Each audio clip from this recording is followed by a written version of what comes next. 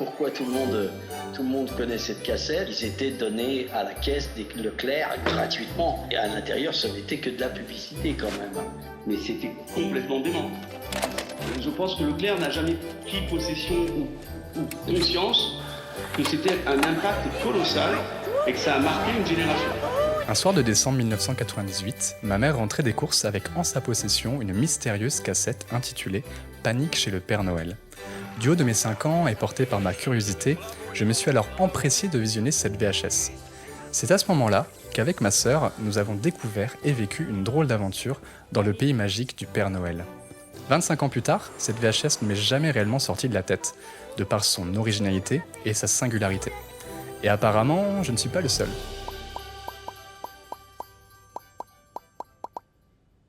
Mi-série B, mi-téléachat, ces films ont enchanté les fêtes de fin d'année de milliers, voire de millions d'enfants, de 1995 à 2004. Pourtant, cette incroyable saga a pris fin après presque 10 ans de suprématie dans le monde de l'enfance et du jouet, dans l'indifférence générale. Grâce à des témoignages et à des analyses, on va comprendre pourquoi. Pourquoi ces films ont existé et ont tant marché à l'époque, et comment tout cela s'est subitement arrêté. Installez-vous confortablement et plongez dans les prémices du placement de produits.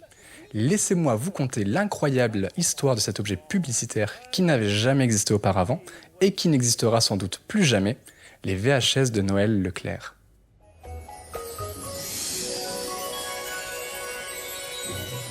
Pour faire évoluer son catalogue papier et s'adapter aux nouvelles consommations médias des Français, le bras armé commercial de l'enseigne Leclerc, Le Gallec, décide de réaliser un nouveau format vidéo pour présenter ses jouets au moment de Noël. Mi-catalogue, mi-spot de publicité TV, les films sont imaginés et destinés principalement aux enfants de moins de 5 ans. Pour coller à l'esprit catalogue, les prix étaient affichés directement sur l'écran et les magasins Leclerc, dans lesquels retrouver les jouets, étaient présentés en fin de vidéogramme.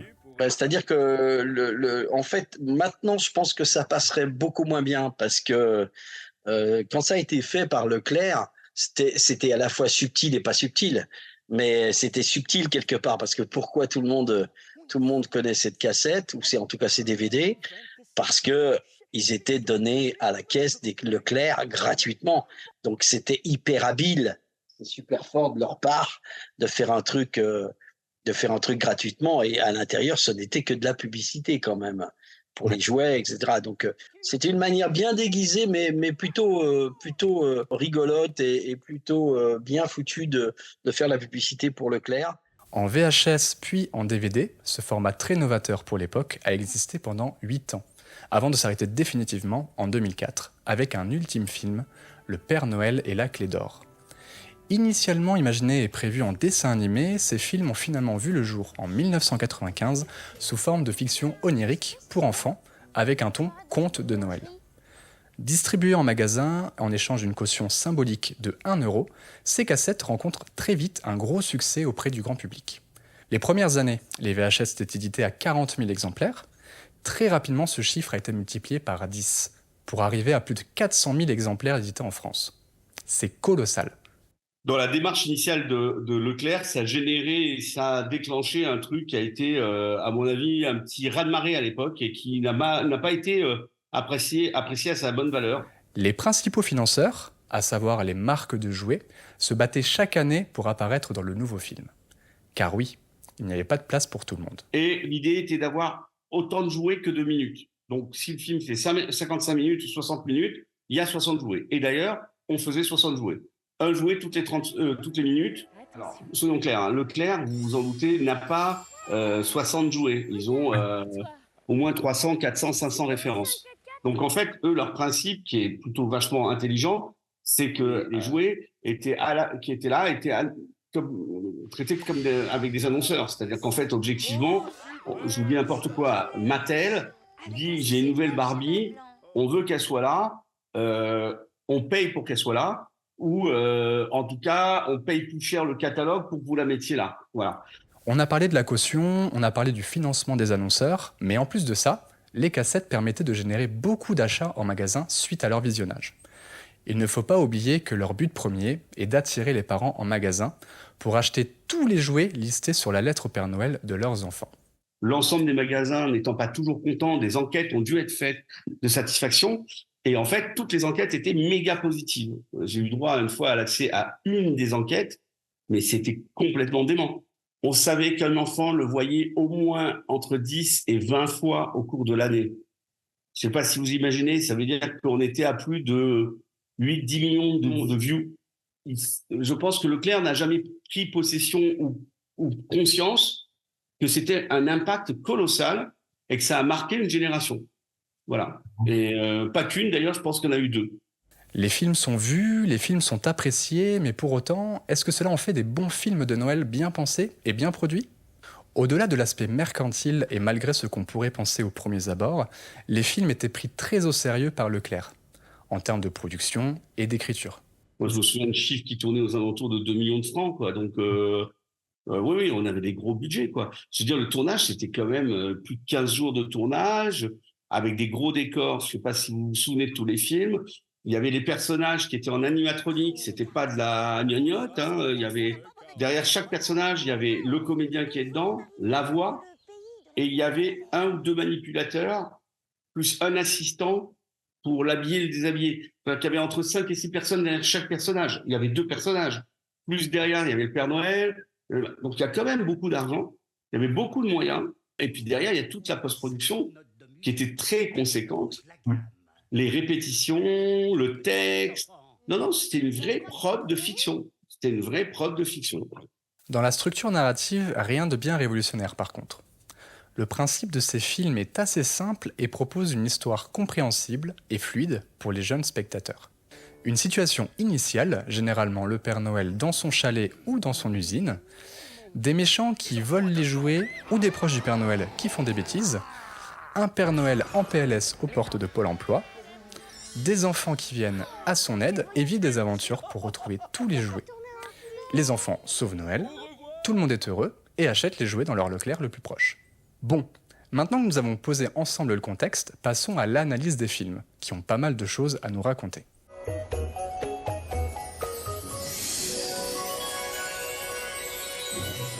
Commençons sans plus tarder par la première cassette de Noël réalisée en 1995, intitulée sobrement « Jouets ». Oh, mais quoi, vous êtes déjà là? Mais c'est pas... Bon, vous l'aurez compris, ce film est un peu spécial par rapport au suivant. Dans ce premier épisode, nous sommes pris en otage par un monsieur louche, déguisé vraisemblablement en Père Noël, qui regarde des spots de pub de jouets pour enfants. Dit comme ça, le pitch ne vend pas du rêve. Le décor et le déguisement font très cheap et la mise en scène est inexistante. Ce premier film est simplement une succession de spots de pub avec des playbacks douteux à la vidéo gag. Ils sont fous ces Romains. Tu nous fais un câlin? Pour être méta, ils ont même repris la musique du générique des enfants de la télé.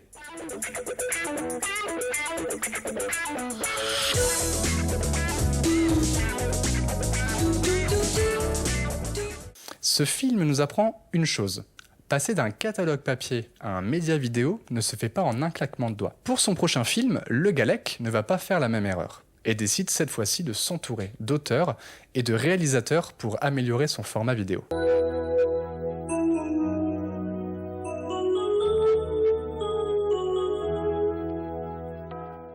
Il est temps d'analyser les films suivants réalisés entre 1996 et 2000, qui sont, pour moi, l'âge d'or des films de Noël Leclerc.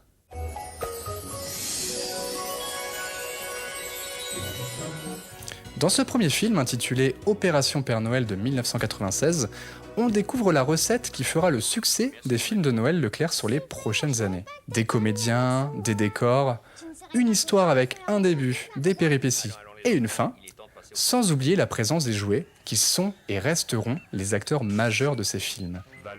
Dans ce premier film, on a même le droit à un fit and fun que même McFly et Carlito ne pourront jamais égaler. Nous avons localisé tes modèles de jouets. Ils sont dans les repères des gros pavots. Merci Sangwan, tu as fait vite. Mon ami Pollux, alors, quelle nouvelle? Eh oui, Sangokan m'a tout expliqué. Père Noël, il faut que tu envoies les enfants dans la caverne coton. Les gros pavots sont entrés dans la caverne future. Salut à vous tous. La prochaine destination sera la caverne rose. Vous avez entendu les enfants? Direction la caverne rose. Dans ce film, le Père Noël est accompagné de son acolyte Victor, un ordinateur dernière génération. Et le moins que l'on puisse dire, c'est qu'à côté de Victor, HAL 9000 est un gentil Minitel tout mignon. Avec sa voix de Terminator qui souhaite exterminer l'espèce humaine, il est visiblement porté sur le capitalisme et exploite les enfants sans une once d'humanité. Père Noël, Victor, Kevin et Morgan se sont pas rematérialisés. Affirmatif. Ils ont assez travaillé et d'après mes données, vous n'avez plus besoin d'eux pour les jouets qui suivent. Mon premier alphabet parlant. J'ai utilisé certains circuits de Victor pour inventer ce jouet. Il est donc évident que ce jouet développe l'intelligence. Mais Victor a quand même un petit cœur à côté de son processeur. Il est trop gras quand on dure d'y résister, hein. Lapin rabbit, un gros lapin pour les petits câlins. Baril Duplo. Est-ce que je peux jouer, moi aussi? Ce premier film est nettement inspiré de Maman j'ai raté l'avion, sorti 6 ans plus tôt, avec l'apparence des méchants et la façon qu'ont les enfants de se défendre en utilisant des jouets.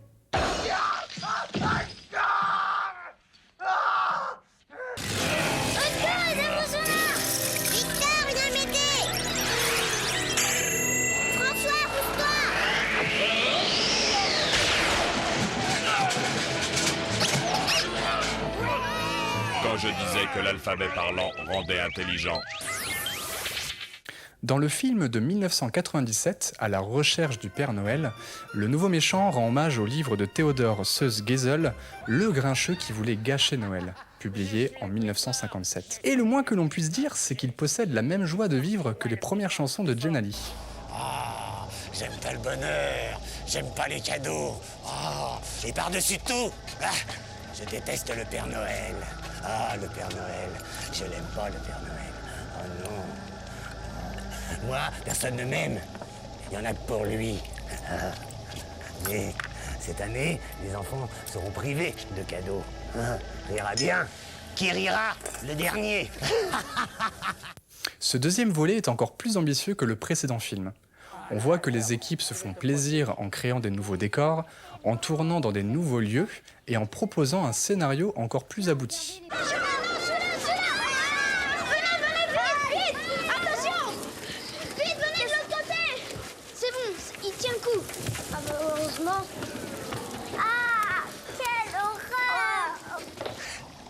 Bon courage, les enfants.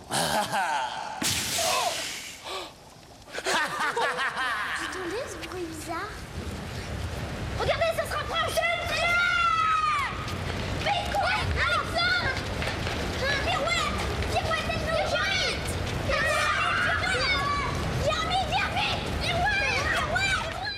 Et heureusement, le Père Noël peut toujours compter sur les enfants investis plus que jamais dans leur mission. Dépêchez-vous, les enfants. Dépêchez-vous. 3, 2, 1, partez. Ce n'est qu'une larme. Dans les films suivants, Panique chez le Père Noël de 1998, Le livre magique de Noël en 1999, Le secret du Père Noël de 2000, ce même schéma est renouvelé. La production ne s'impose aucune limite et tente d'innover à chaque film. Des tournages en studio et en extérieur, des nouveaux comédiens, des scènes avec des animaux, et même des effets spéciaux. Malgré l'envie de bien faire, on remarque certains problèmes récurrents, caractéristiques et représentatifs de l'époque. Le souhait de différencier les jouets pour les filles de ceux destinés aux garçons. Ah non, moi je suis là. Ah non, les roses c'est pour les filles. Hein. Oh, c'est drôle, ma mère elle a le même bloc. Puis en plus, elle repasse bien avec. T'as vu? Ils jouent aux jeux de filles. Les garçons, vous aimez bien les jeux de filles, hein? C'est drôle. Regarde, le chantier. Le chantier, c'est pour les garçons.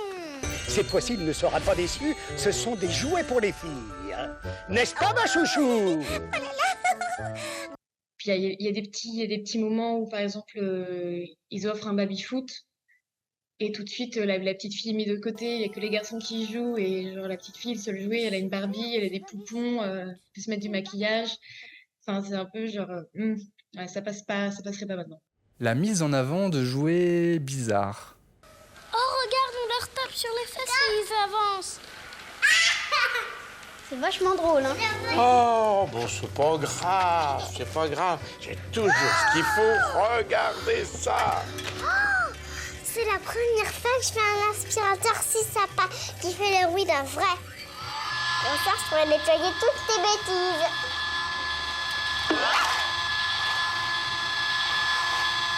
Wow, on dirait une vraie laverie, dis donc. On peut tout laver, repasser et on peut même mettre les habits de ta poupée. Il y a table à repasser, fer, étendage et machine à laver. Super, c'est la vie comme les grands. La vie comme les grands? Tiens, ça m'a donné quelques idées de jouets qu'on aurait pu voir dans ces films. Tu cherches un sens à ta vie, mais rien n'y fait, tu es toujours paumé? Ce nouveau jeu Lego est fait pour toi. Fabrique ton kit psy en quelques briques et tu auras chez toi un nouveau confident à qui partager toutes tes pensées. Passe des crises d'angoisse aux crises de rire grâce à Jamie, ton nouvel ami. Avec ton kit psy à la maison, la crise de la trentaine n'aura plus aucun secret pour toi. Ce jeu est livré sans pile et ne propose pas de vrais accompagnements pour ta santé mentale à utiliser avec modération. Tu aimes faire vroom vroom avec ta voiture mais tu es une bille en mécanique? Avec la boîte à outils Voyant Motor Réparator, terminez la peur de la panne. Simple et efficace, tu pourras dire adieu à ton garagiste. Économie garantie. ISF, prélèvement à la source, taxe foncière, ces mots te donnent de l'urticaire. Facilite-toi la vie grâce à Impôt Simulator. Rentre tes identifiants de connexion dans l'ordinateur et en un clic, oublie tous tes soucis. Avec Impôt Simulator, la phobie administrative sera un lointain souvenir. Et le dernier souci, le jeu d'acteur de certains enfants comédiens. Vous savez-vous tous les jouets? Vous savez-vous tous les jouets? Je me souviens que les petits gamins, ils étaient tout à fait étonnés que je parle normalement, puis ensuite que je parle en italien. Ils voyaient le système de répétition où on prenait nos marques, etc. Et puis, dès qu'il y avait action, pof, ça partait 10 fois plus, quoi. Et ça, les premiers temps, je leur ai dit non, la première fois, quand ça les a surpris, on a refait la prise parce que ils étaient étonnés que j'envoie, tu vois, au lieu de faire, je répétais la première fois, oui, moi, je veux voir, etc. Action, oui, moi, je veux voir. Et tout d'un coup, c'est, oh. Et donc, ils avaient des réactions qu'il fallait pas avoir. Pourtant, la production essayait tant bien que mal d'immerger les enfants le plus possible dans le film. Et qui cherchait vraiment à nous faire croire que l'acteur qui jouait le Père Noël était vraiment le Père Noël. D'après ma mère, il gardait son costume entre les scènes. Genre, voilà, il perdait jamais, il gardait toujours son rôle constamment pour nous faire croire un peu plus. Quand j'ai revu le film aussi, il y avait l'entrée dans la maison. Et juste avant, il y a plein de neige qui nous tombe dessus.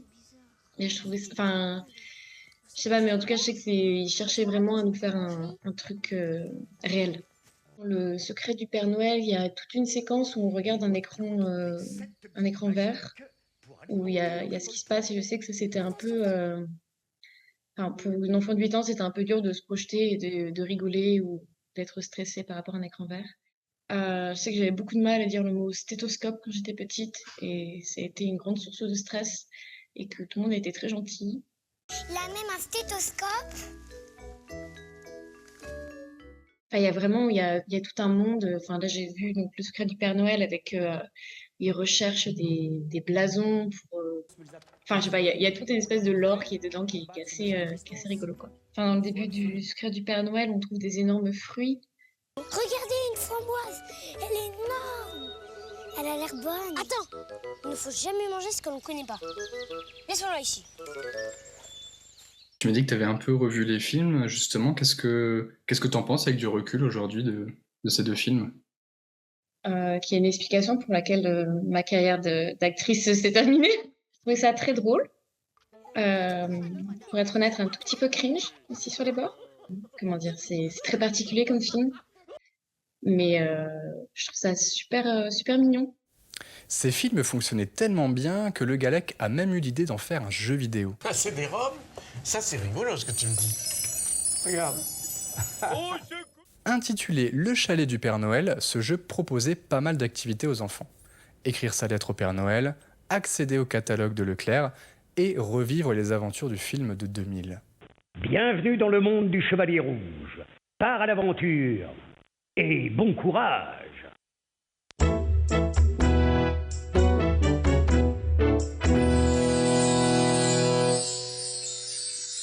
Bref, Tout se passait pour le mieux pour les VHS de Noël Leclerc, les cassettes fonctionnent et génèrent pas mal de revenus. Les films sont de bonne qualité et réalisés avec les moyens de leurs ambitions. Mais vous le savez, dès que quelque chose fonctionne, cela attire la convoitise des concurrents. Et c'est exactement ce que va faire Auchan en lançant sa VHS de Noël en 1997, intitulée « Bienvenue au pays du Père Noël ». En 1997, Auchan arrive dans le game des VHS de Noël avec son propre film. L'histoire racontée est assez classique. Des enfants traversent un miroir magique et se retrouvent dans un monde enchanté pour vérifier si le Père Noël existe bel et bien. Mais Auchan, en copiant Leclerc, avait malgré tout à cœur de se distinguer de leurs principal concurrent. Pour cela, il décide d'adopter une autre stratégie avec 3 différences majeures. Pour immerger le spectateur dans le film, Auchan décide de réaliser une longue scène introductive narrative de plus de 20 minutes, durant laquelle aucun jouet n'est présenté. Si on compare ce film à celui de Leclerc sorti la même année, nous avions à ce stade déjà découvert 24 jouets. Malheureusement, une fois que le premier jouet est affiché dans le film Auchan, nous entrons dans un tunnel de présentation où les jouets s'enchaînent les uns après les autres, en mettant de côté la narration jusqu'à arriver à la fin du film. Autre différence à noter, et pas des moindres, les prix ne sont pas directement affichés à l'écran. On voit le jouet et le nom de la marque, mais pas de tarif indicatif. Troisième et dernière différence, Auchan décide de présenter ses jouets en écrivant pour chacun d'entre eux une chanson personnalisée, ce qui est une vraie nouveauté dans le format. En tout cas, cette guerre de supermarché n'a visiblement pas dérangé les annonceurs. On peut voir les mêmes jeux présentés dans les 2 films, avec chacun son approche et sa mise en scène. Avec le tableau théâtre Charton, il y a plein de combinaisons. C'est un tableau, c'est un théâtre, des marionnettes, ça sent la fête. Au rendez-vous des artistes, on peut tout faire. On peut faire des jeux de pistes, de la grammaire. Je colle des lettres, je fais des mots. Les marionnettes disent bravo. Sur la face magnétique, on peut écrire POC et plic. Avec les feutres, on dessine des oiseaux, des lutines. C'est un tableau, c'est un théâtre, des marionnettes, ça sent la fête.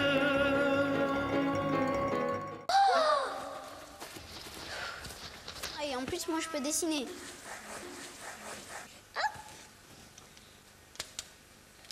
Hé les filles, si on jouait au théâtre? Bonne idée! C'est toi qui fais la barre, moi je fais pirouette. Jérémy, qui es-tu, toi? Je suis la fée pirouette. Je suis Nabor. Je suis le méchant sorcier. D'abord, on m'a trahi. Tiens, vous avez une drôle de voix, Phénomène. Tout va bien, je suis enrhumé. Finalement, le film n'a pas convaincu, ni le public, ni les annonceurs. Malgré quelques bonnes idées, comme l'omniprésence de la musique et des chansons, ce film présente un cruel manque de moyens et d'ambition. La présentation des jouets, les uns après les autres, sans les intégrer dans l'intrigue principale, est à mon sens une erreur qui nous fait très vite décrocher du film. C'était donc le premier et le dernier film de Noël Auchan. Auchan, c'est ciao.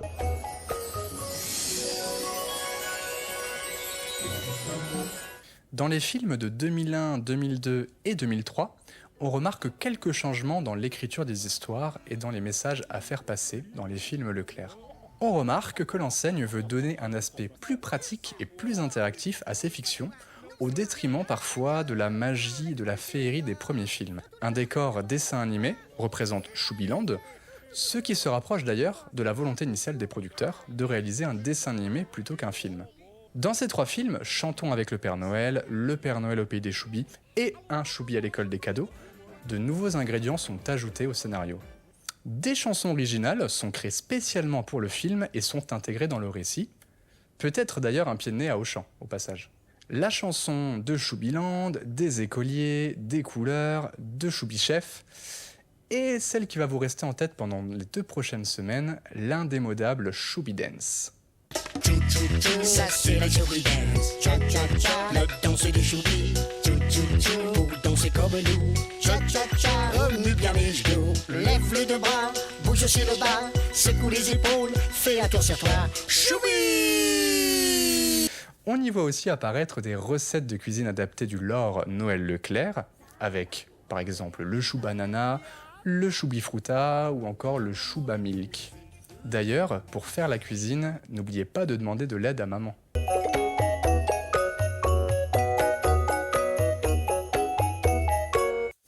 Et également des tutos pratiques pour les enfants, comme des conseils pour l'emballage de cadeaux ou encore de la création de guirlandes de Noël. Les jeux et jouets sont toujours les acteurs majeurs de ces films et sont toujours autant mis en avant. Mais on remarque que l'accent est davantage mis sur les chansons, les danses, les connaissances pratiques, plutôt que sur l'histoire. Des messages de sensibilisation et de prévention sont aussi saupoudrés dans tous les films, sécurité routière, préservation de la nature, et même une collaboration avec la fondation de Nicolas Hulot. Et en plus, cette année, le Choubi soutient la fondation Nicolas Hulot afin de sensibiliser les écoliers à la protection de l'environnement. C'est bien, mon petit Choubi! Donc, on avait une tendance, c'est-à-dire, je pense que comme je dis, jusqu'en 2000, c'était peut-être des jouets qui étaient plus genre des poupées, des machins et compagnie. Et en fait, après, il y a une mode qui s'est installée sur le type de jouet. Genre, vas-y, apprends à danser, prends ton micro, chante dedans, vas-y, tu as une cuisine type et compagnie. Et en fait, cette évolution a fait que, forcément, on avait envie de donner un côté pratique aux enfants et je pense que c'était la tendance du moment qui tirait vers ça. C'est pas une dévalorisation, c'est juste une évolution liée plus à l'effet de mode. Enfin, deux choses intéressantes sont à noter sur le film de 2003. C'est le film qui marque définitivement le changement et le passage de la VHS au format DVD, et c'est aussi le premier film sans aucun enfant. Ils ont assez travaillé et d'après mes données, vous n'avez plus besoin d'eux pour les jouets qui suivent. Voilà, on s'est bien amusé.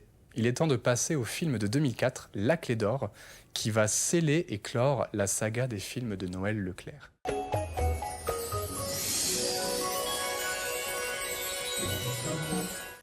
Alors, beaucoup de choses se sont passées entre 2003 et 2004.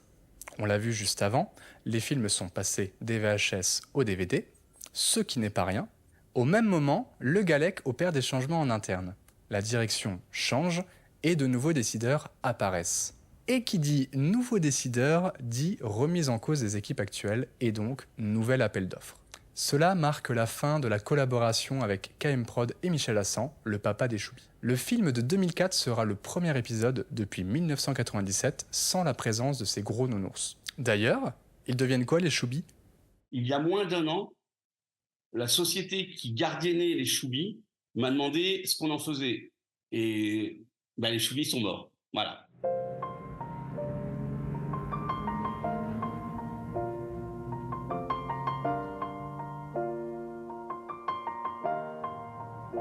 It's been a long day without you, my friend. Bref, revenons à nos moutons et commençons par l'histoire. Accompagné de Gaspard, son fidèle bras droit, le Père Noël perd la clé d'or, la clé du royaume des jouets. Il demande alors de l'aide à deux enfants pour retrouver cette clé, et pour cela, ils vont devoir explorer 5 univers représentant les 5 sens. Le pays des gourmands, l'univers des odeurs, l'univers des tout doux, le paradis des sons et de la musique, et le pays des images. Jusqu'ici, tout va bien, l'histoire est classique mais fonctionne bien. On va voyager dans différents univers, on s'attend donc à des ambiances et à des décors dignes de ce nom. Maintenant, analysons de plus près le film. Et vous allez voir, on va très vite comprendre pourquoi ce fut le dernier de la saga. Le principe est le même que pour les autres films Leclerc, on y raconte une histoire, on y présente des jouets tout au long de l'aventure. Pour coller au précédent film, on reprend la même recette, à savoir les blagues, les chansons et des messages de prévention, ainsi que des recettes. À noter que cette fois-ci, papa peut aussi aider. Et mettre au four chaud à 200 degrés. Mais ce film présente de trop nombreux défauts. Déjà, les décors.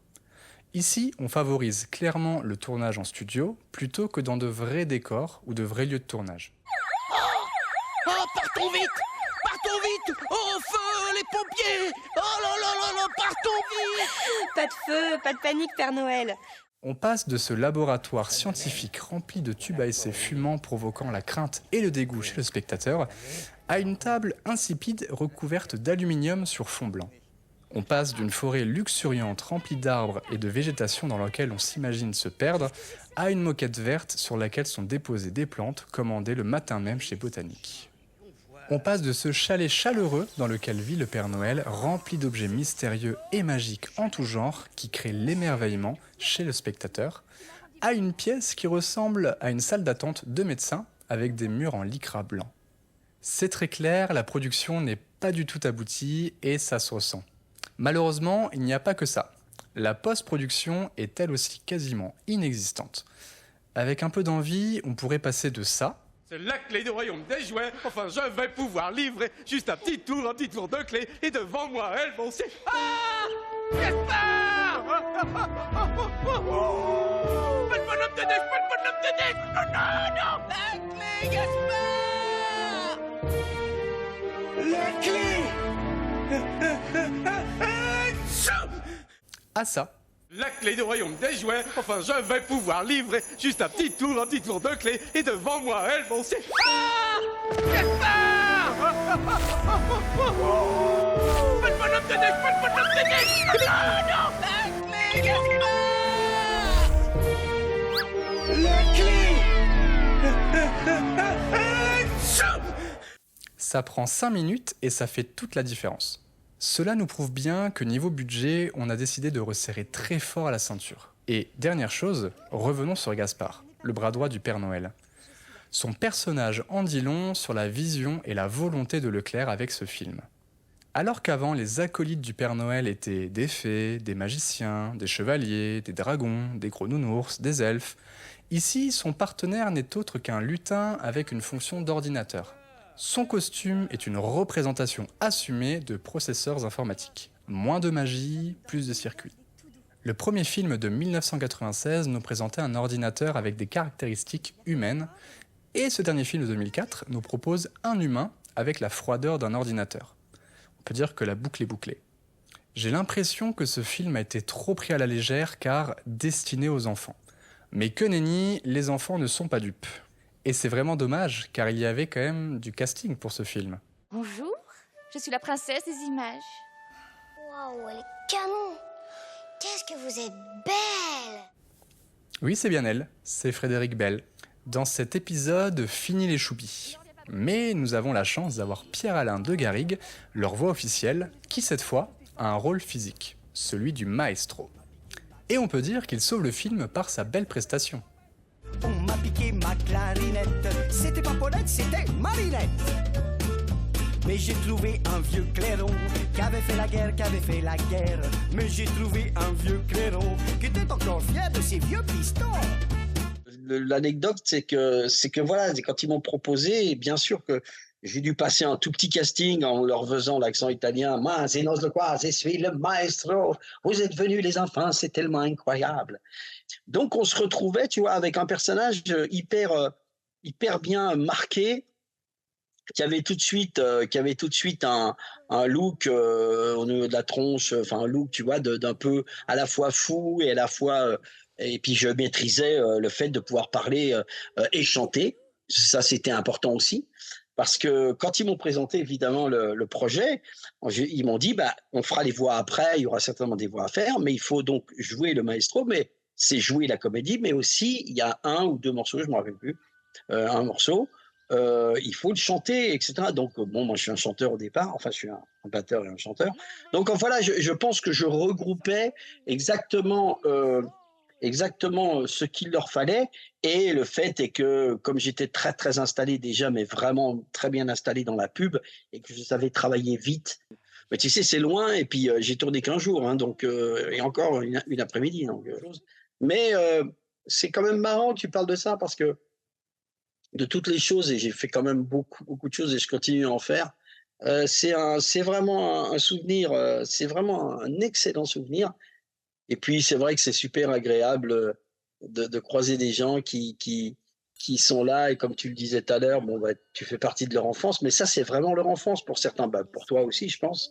Et donc, c'était... voilà, donc c'est comme quand tu rencontres un vieil ami qui te dit bah ouais, j'étais avec toi et j'espère que ça t'a fait plaisir. Et voilà.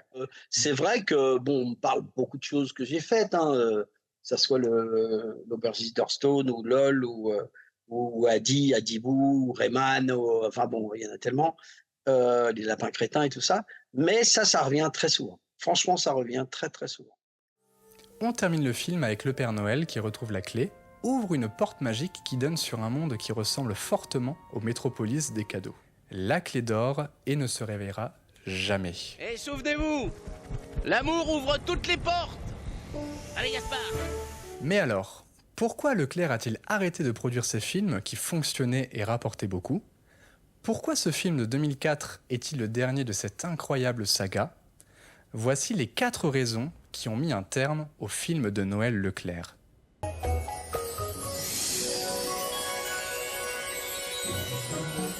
Première raison, le changement de direction de Le Gallec. Suite à cette évolution en interne, les priorités et les objectifs de l'enseigne ont visiblement changé.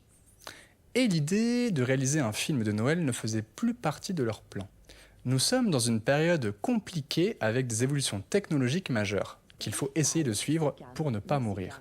Le passage VHS au format DVD a forcément eu un impact sur la production et les ventes de ces films de Noël, car tout le monde n'était pas équipé techniquement pour cela. Il y avait donc une transition lente et obligatoire à opérer. Mais la problématique que je voyais moi dans le CD-DVD, c'est que tout le monde n'avait pas ça. Et donc on était vraiment dans une période de transition à la con, pardon. Et c'est vrai qu'aujourd'hui, si aujourd'hui on devait refaire le film, il faudrait le faire sur YouTube avec un accès privatif pour pouvoir voir qui rentre et qui rentre pas. Mais je serais curieux de voir le nombre de milliers de vues qu'on a sur une année. Je pense que ça se compterait peut-être en millions de vues. Ouais. On remarque que tout au long des films, que les enfants passent d'un rôle principal à un rôle de plus en plus secondaire au récit et à l'histoire. On aura même droit à un film sans aucun enfant en 2003. Et dans le dernier film de 2004, les enfants ne touchent quasiment plus aucun jouet. Ce sont principalement les personnages rencontrés tout au long du périple, Gaspard, le Père Noël, qui testent tout cela. Enfin, en 2004, des recommandations ARPP ont été publiées pour mieux encadrer la publicité visant directement les enfants, avec notamment ce paragraphe 6, publicité loyale, alinéa 1. Le caractère éventuellement trompeur d'une publicité s'apprécie en fonction du public auquel s'adresse le message. La publicité qui s'adresse aux enfants doit tenir compte de leur maturité et de leur expérience. Les messages adressés aux enfants doivent être clairs et simples pour prendre en compte leur niveau de connaissance, de vocabulaire ou d'expérience.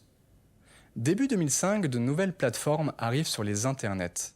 Internet Internet YouTube, le 14 février, et Dailymotion courant de l'année 2005. Après le changement de format physique, toute la consommation média est elle aussi complètement bouleversée. La technique, oh quelle merveille! Incroyable! Me voilà connecté à Internet. Allez-y les enfants, écrivez-moi, envoyez-moi des mails!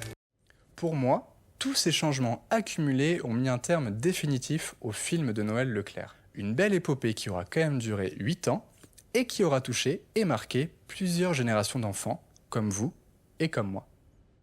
Est-ce que tu penses que ce genre de film pourrait recommencer en 2023 par exemple, et si oui, sous quelle forme? Je suis pas sûre, ça passerait. Mais sous quelle forme? Je pense pas qu'on arriverait à faire un film en entier. Je pense qu'avec avec TikTok ou avec Instagram, ce genre de choses, on serait plutôt sur des micro-formats. Mais après, ça sous-entendrait que les enfants ont accès à des portables. C'est peut-être que ça marcherait moins, mais je suis pas sûre. Je pense que l'état d'esprit a changé. Peut-être chez les gens, ils ont moins envie de voir un film purement promotionnel. Et je pense qu'il y a des technos qui sont formidablement intéressantes, qui permettraient une interaction formidable, qui donnerait en plus une profondeur au film. Je pense qu'il faudrait faire un film hybride qui puisse passer autant à la télévision que sur l'ordinateur, pour que le gamin puisse jouer ou le consommer ou y jouer. Quant à l'histoire, le Père Noël reste le Père Noël. Donc je ne crois pas qu'on puisse toucher au Père Noël. Le Père Noël reste le Père Noël. En revanche, le Père Noël restant un personnage formidablement mystérieux, on peut lui inventer l'histoire qu'on veut. les lutins ou les nounours ou une femme ou ce qu'on veut. C'est ça qui est vachement marrant, c'est que le Père Noël reste libre. Donc voilà, je dirais que l'histoire intrinsèquement ne bougerait pas trop. Ça reste le Père Noël. On peut lui créer un environnement génial. Mais en revanche, la technologie aujourd'hui nous offre des trucs formidablement intéressants et de l'interaction qui pourrait enrichir énormément l'aventure pour les enfants. Et c'est ça qui est chouette. Et, est-ce que toi, là, tu te dirais, si ça repartait par exemple, est-ce que tu penses que déjà ça pourrait repartir ce format-là, de donner un contenu publicitaire avec une histoire, on présente des jouets, etc.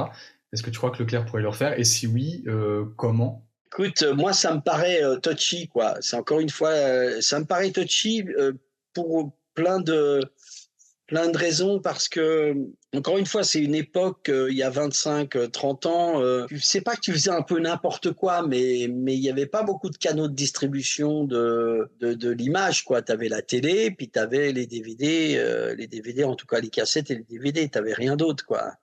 Donc après, maintenant, tu as tous les réseaux, tu as YouTube, tu vois, tu peux faire feu de tout bois, tu peux retourner à la télé, tu peux faire des documentaires, enfin, disons qu'il y a une multiplicité maintenant de canaux de distribution. Et tu vois que par exemple Leclerc, je sais pas s'ils ont une chaîne YouTube, mais s'ils en ont pas, il faudrait qu'ils en fassent une, tu vois. Parce que quelque part, avec ta chaîne YouTube, tu essaies de faire des choses qui sont à la limite de l'humour, de la créativité vraiment. Et là, tu peux vendre des histoires. Donc, quelque part, tu prends ta marque et tu vas sur le territoire de la jeunesse, de gens qui connaissent ça. Mais voilà, s'il y avait des idées, moi, si on me demandait, OK, il faudrait refaire des ventes de jouets qui nous coûtent pas, entre guillemets, qui coûtent pas cher, mais sans passer par la télé, je dirais que j'essaierais de trouver des écrivains, des créatifs qui soient dans le côté humour, dans le côté... dans le YouTube game de maintenant, moi je travaille beaucoup par exemple avec Inoxtag, avec le JDG, le joueur du grenier, tout ça, et c'est tous des gens qui abordent leur sujet avec des blagues entre guillemets, avec une écriture très youtubeur, etc., qui va vite, ça bouge. Voilà, il faut sortir un peu de ce que propose la télé habituellement. Dans la famille, je vois ceux qui ont des gamins qui ont entre 5 et 10 ans. Ils regardent Netflix, ils regardent, tu vois, ils sont là-dessus. Ils vont pas aller naturellement sur quelque chose qui, à l'époque, faisait partie presque des dessins animés. Tu avais des DVD de dessins animés, et ça, c'était un dessin animé. C'était ça, la subtilité. Et maintenant, d'abord, je pense que même juridiquement, on ne te permettrait pas de le faire comme ça. Je crois qu'aujourd'hui, il est quasiment impossible de revoir ces films sur nos écrans. La loi a beaucoup évolué et le côté trop mercantile ne sera plus autant accepté par les spectateurs. Depuis les films de Noël Leclerc, le placement de produits s'est énormément démocratisé, que ce soit dans le cinéma ou sur Internet. Il y a point de pourrissement qui résiste. Avec la pâte à dents. La quoi? C'est le diamant.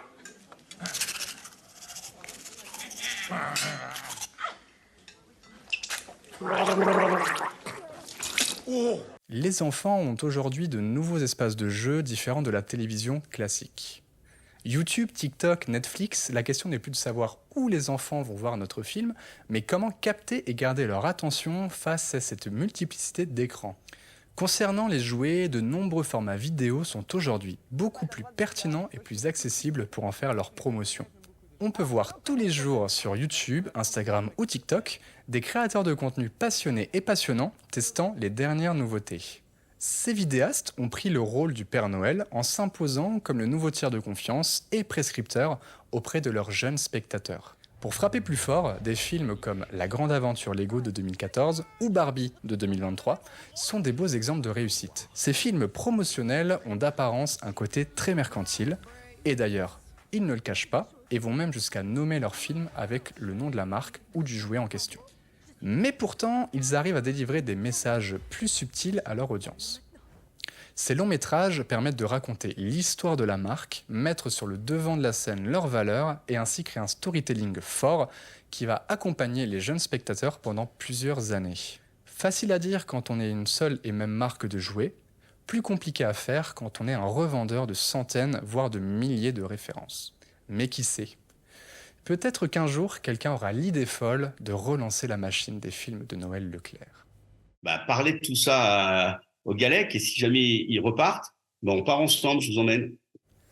Un grand merci à toutes les personnes qui m'ont aidé de près ou de loin à la réalisation de ce documentaire. Un immense merci à Pénélope Darna, Michel Hassan et Pierre-Alain de Garrigue pour leurs précieux témoignages. Et merci à vous d'avoir regardé ce documentaire jusqu'au bout. Et n'oubliez pas, Noël c'est bien plus qu'une VHS. On aime tout analyser, on aime décortiquer, mais que ce soit en période de fête ou tout au long de l'année, gardez bien en tête que le médiateur entre le cerveau et la main doit être certainement le cœur.